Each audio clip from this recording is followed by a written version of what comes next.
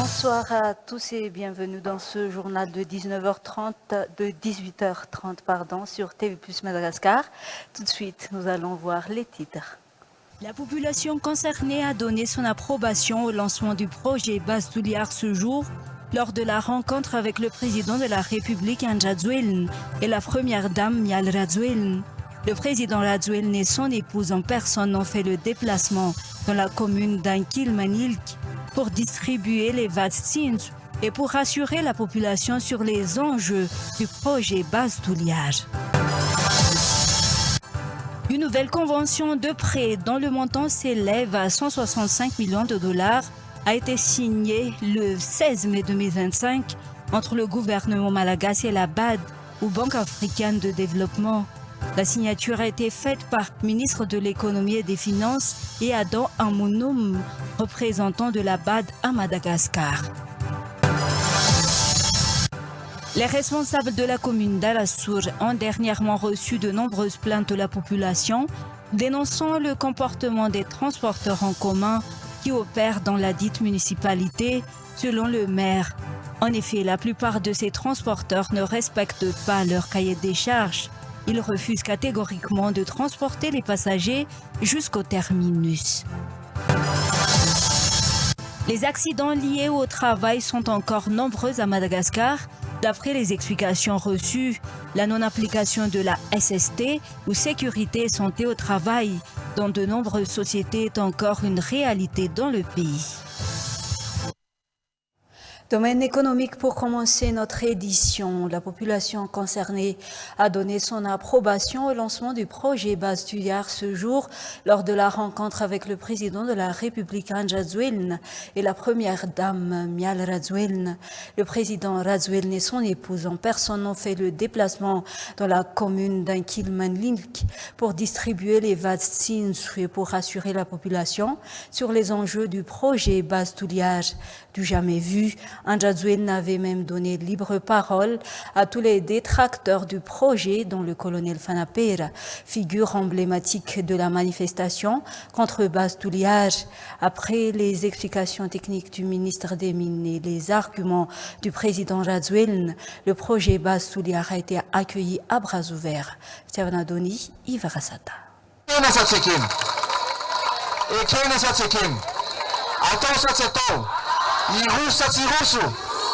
Ici, le chef de l'État Anja Dzouelne avait demandé à la population concernée par l'exploitation du projet Base Touliar si elle était d'accord pour que le projet démarre. Et la population a donné son feu vert. Le projet Base Touliar ne divise plus. Base Touliar est accueilli à bras ouverts par toute la population, particulièrement dans la commune d'Ankilmanilk, qui se trouve à 8 km à l'est du futur site d'exploitation. L'approbation du lancement du projet Base Touliar était à l'origine de plusieurs manifestations dans le sud de Madagascar il y a quelques semaines. Sur la chaîne nationale, lors d'une interview avec les journalistes, Anja Dzouelne, la présidente de la République, avait expliqué en détail quels étaient les avantages sociaux, économiques et humanitaires que le Sud et tout le pays entier pouvaient tirer du projet Base Touliar.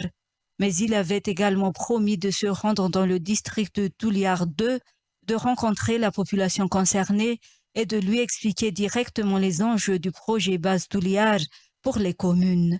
Ce 17 mai 2025, le président Radzouelne et son épouse s'étaient rendus dans la commune d'Ankilmanilk. Toute la population, surtout ceux qui sont contre le projet Base Touliar, étaient sur place. On a aperçu la mère d'un des manifestants arrêtés, le membre de l'association Mazout et le colonel Fanapera, véritable icône des manifestations. Le président Anja Dzouelne avait même donné à chacun d'entre eux la parole pour qu'ils puissent exprimer la raison pour laquelle ils s'opposent au projet Base Touliar, car personne ne sera privé de parole, a déclaré le numéro 1 du pays. Il a donné des instructions pour que toutes les personnes arrêtées lors des manifestations liées à l'affaire Base Touliar soient libérés immédiatement. Ils seront également dédommagés, dixit Anja Dzouelne, une décision accueillie par un tonnerre d'applaudissements de la part de la population. Le président Radzouelne avait ensuite demandé au ministre des Mines, Irnjain Olivier Rakoutmalal, d'éclaircir les rumeurs autour du projet. Le ministre a précisé que l'exploitation ne se fera que sur une profondeur de 15 mètres si les brutes avaient couru qu'elles atteindraient les 120 mètres. En outre, l'excavation sera tout de suite remblayée, avait indiqué le ministre de tutelle. Lui de continuer que seuls 6% des terres prélevées seront utilisées dans le cadre de l'exploitation minière. Le jeune représentant de l'association Mazout a soulevé les questions sur les rumeurs de la destruction des forêts de Baobab qui se trouvent sur le site d'exploitation. Irnjain Olivier Rakoutmalala de rassurer que les forêts de Baobab ne seront en aucun cas touchées par le projet base touliage. Les forêts de Baobab se trouvent sur des aires protégées. Le site d'exploitation, quant à lui, se trouve loin des forêts de Baobab, à 8 km à l'est de la commune de Ranbé, selon les explications. Le colonel Fanaper a témoigné sa reconnaissance envers le président Jadouel pour sa volonté d'apporter une explication sur le dit projet. Ce qui manquait, c'était les explications, a souligné le colonel Fanaper. Le numéro 1 du pays ne s'est pas contenté de donner une explication sur le projet base touliage. Il a surtout mis l'accent sur les avantages, le développement et le progrès apportés par le projet. Les communes et la population concernées par le projet base touliage bénéficieront en priorité des projets de développement socio-économique réalisés dans le cadre de la mise en œuvre du projet.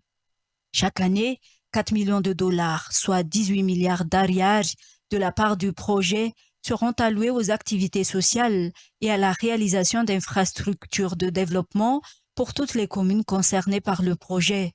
Le président a cité, entre autres, la construction du nouveau bureau de la mairie, d'écoles publiques, de CEG et de lycées aux normes. 180 millions de dollars de taxes minières seront également versés annuellement par base touliage, une redevance qui passera pour adoption au niveau de l'Assemblée nationale. Tout au long de son discours, Jadouel n'a cessé de réitérer qu'il n'aurait jamais donné le feu vert à un projet qui aurait pu nuire à la vie de ses compatriotes. Après les dialogues entre le chef de l'État et les détracteurs du projet devant la population, les doutes se sont dissipés. La population a donné à l'unanimité son accord.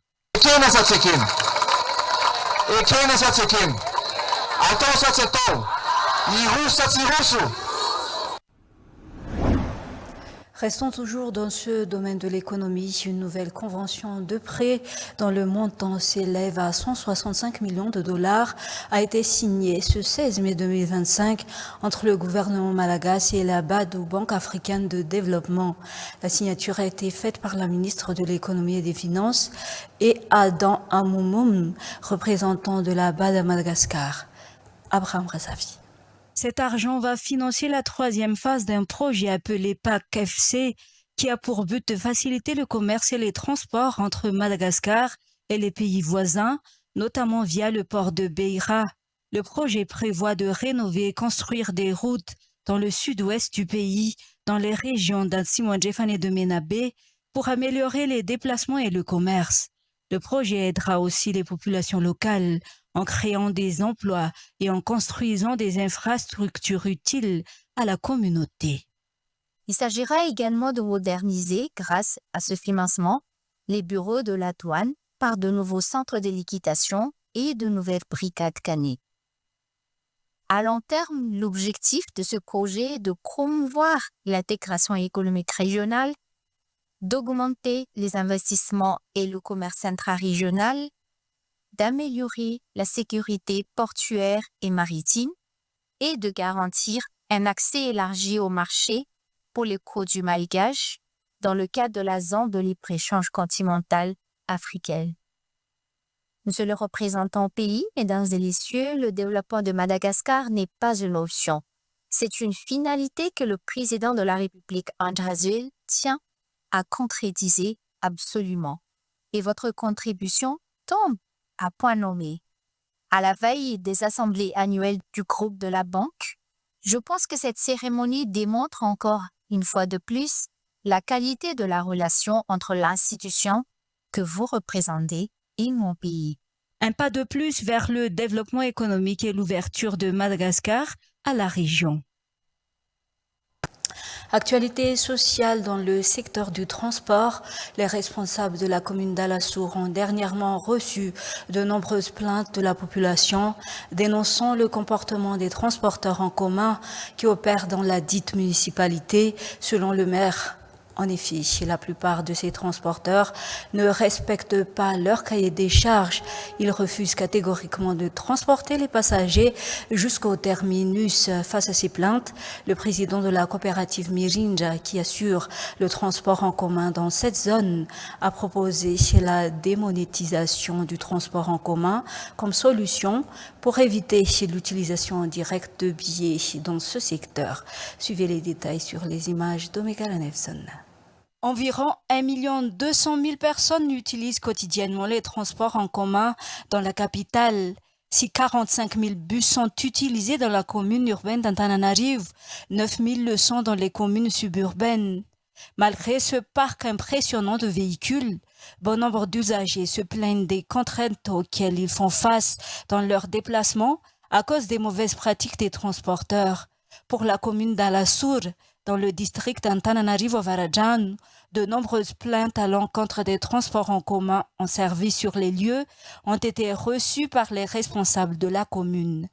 En effet, la plupart des taxibés qui assurent le transport en commun dans cette circonscription ne respectent pas leur cahier des charges. Leur service s'avère être de mauvaise qualité. De plus, les taxibés refusent d'emmener les passagers jusqu'au terminus, surtout en soirée.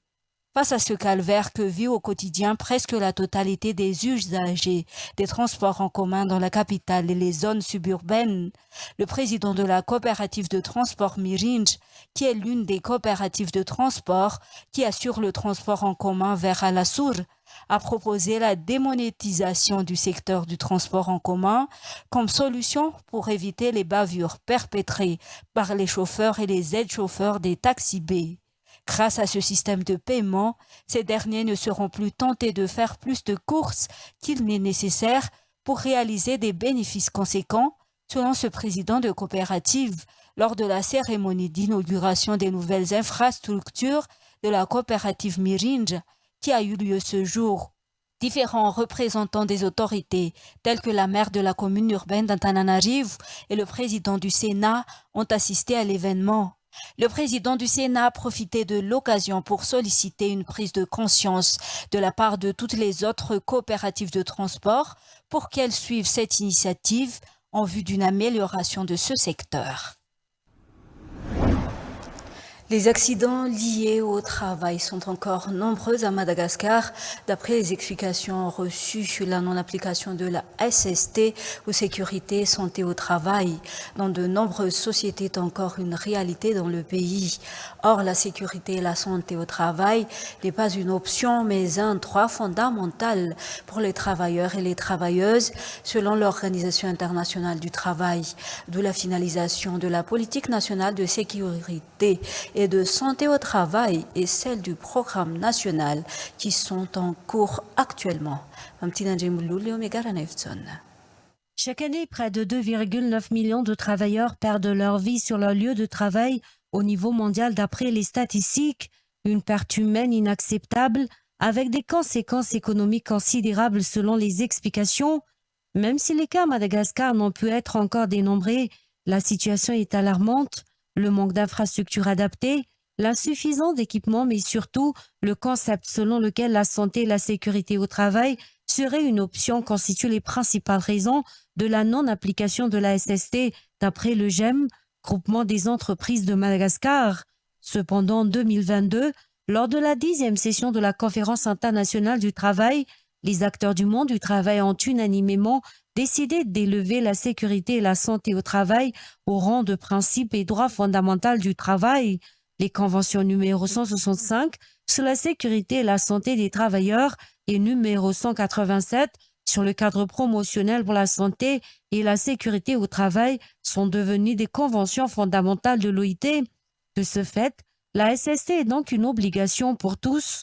Toutefois, l'identification des besoins de chaque secteur doit être réalisée dans le respect des normes en la matière.